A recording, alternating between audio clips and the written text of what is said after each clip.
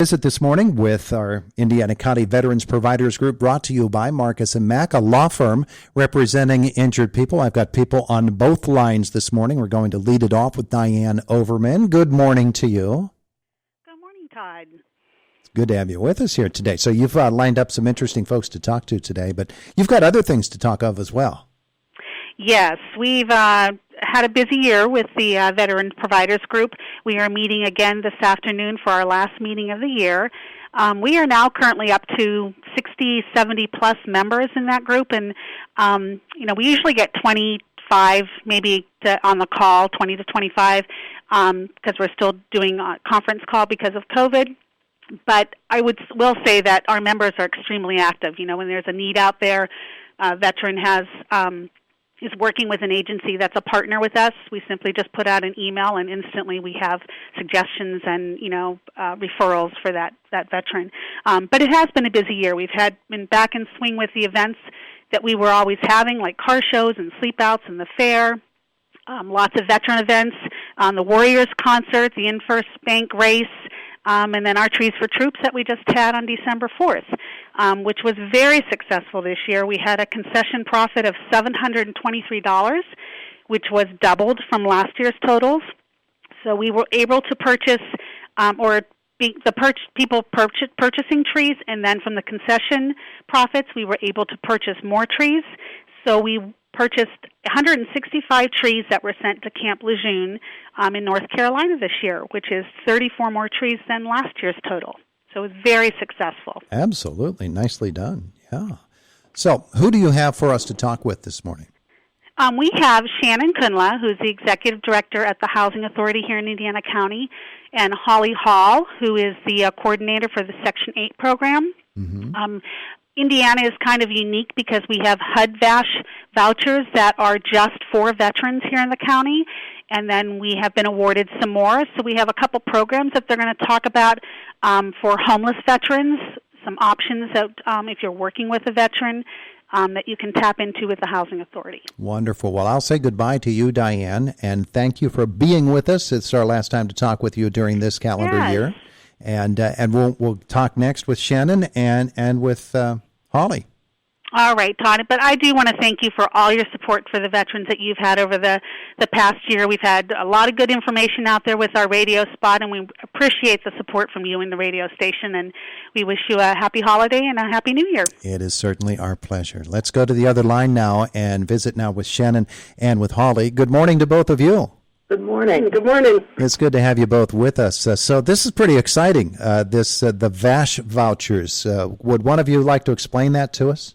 Yes, but before I get started, I just wanted to let you know that my director bribed me yesterday with snacks in order to talk on the radio, and I asked her how long, and she said approximately 8 minutes, and I very much did bribe her. I really never realized how long 2 minutes was until I started working out at Uptown Fitness with my personal trainer, Kelly Musser.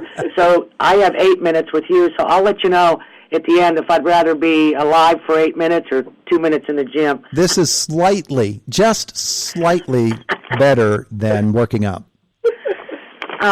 Anyhow, the Indiana County Housing Authority offers a VASH program that we have currently, 29 VASH vouchers that we assist veterans throughout Indiana County, and we also go beyond the county.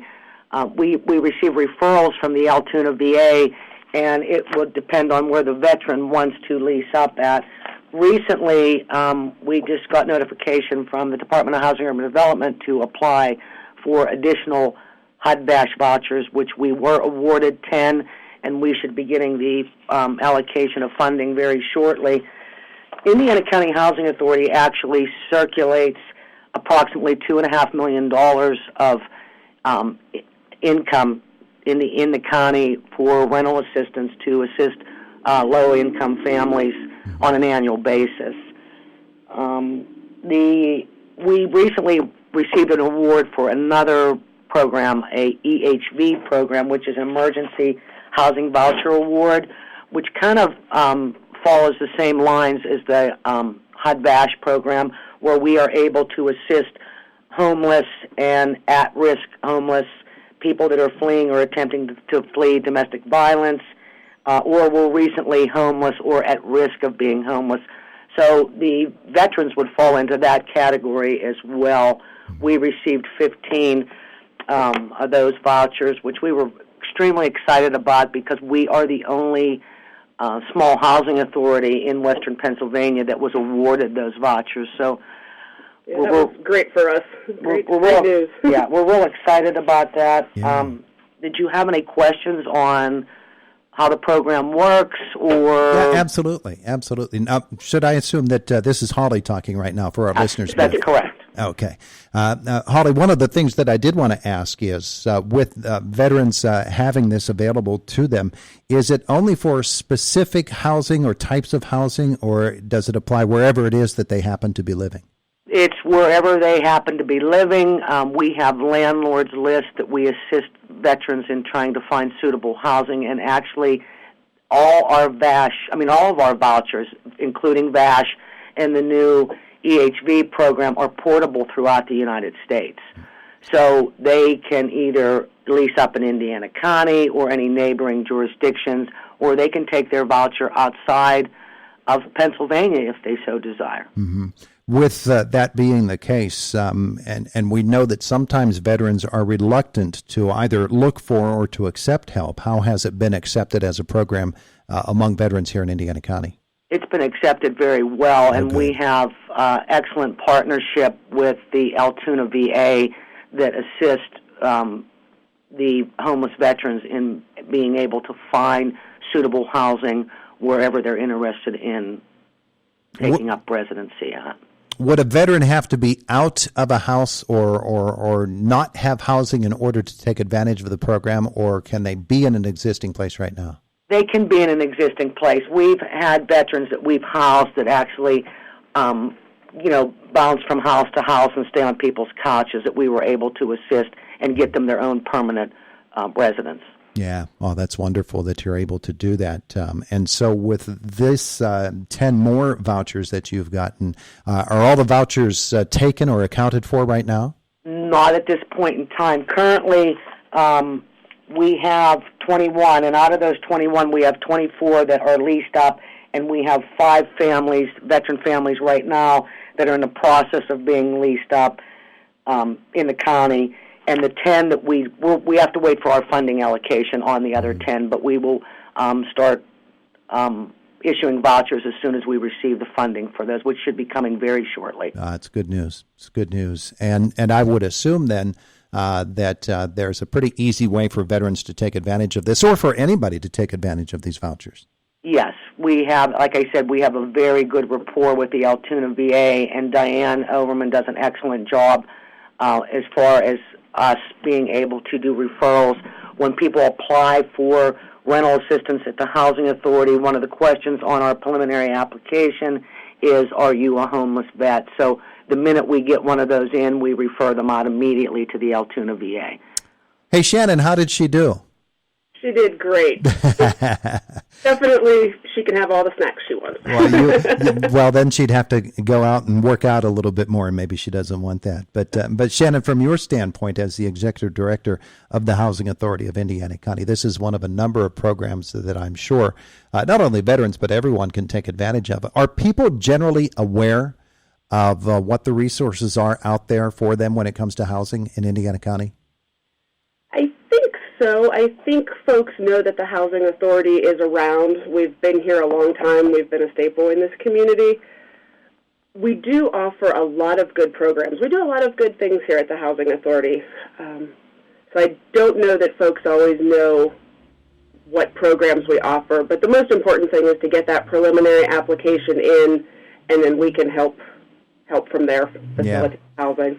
One of the problems that we see from our standpoint is that many people either don't have the skills or the availability to tap into some of these resources that are really readily available. And so finding ways to make that link between what's out there and the people who need them sometimes becomes a challenge. I know websites and Facebook and all of those things. Does the Housing Authority ever hold events or go to events where they know the public is going to be?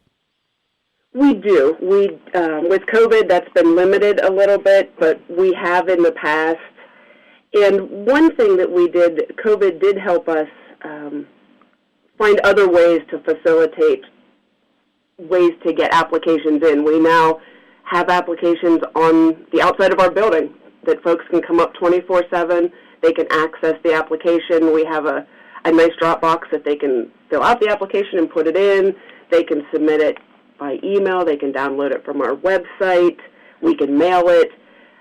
So since we're not able to get out to different events as much right now with the concern of COVID, there are many options for folks to come in and get an application, or if they can't come in, we can get it to them. And we can also facilitate if someone needs help filling out the application. We can do that as well. Yeah, let me turn this around and ask Holly how Shannon did.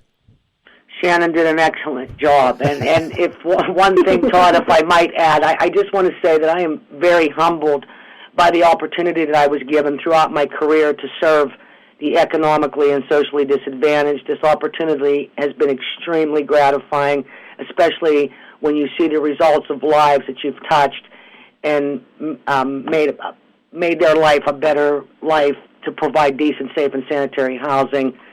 And on one other note, I will take 8 minutes any day live with you versus a 2-minute circuits in the gym with my trainer. I don't know that everybody would, though. Hey, Holly Hall, Shannon Kundla, thank you both so much for spending some time with us. Of course, on behalf of the Veterans Providers Group, you and I know everybody else wishes all of our vets the best of holiday seasons, and there are so many different resources out there. Indiana County has a great Department of Veterans Affairs. If any vet needs something, I know that you would echo this. They just need to reach out, and their needs can be met. Absolutely. Absolutely. And thank you for the opportunity to have us talk about our programs and the good things that we're doing. Ladies, thanks so much. Have the best of holiday seasons yourself. You as well. Merry Christmas. Merry Christmas to you. It is the voice of Indiana County, WCCS 101.1 FM and AM 1160.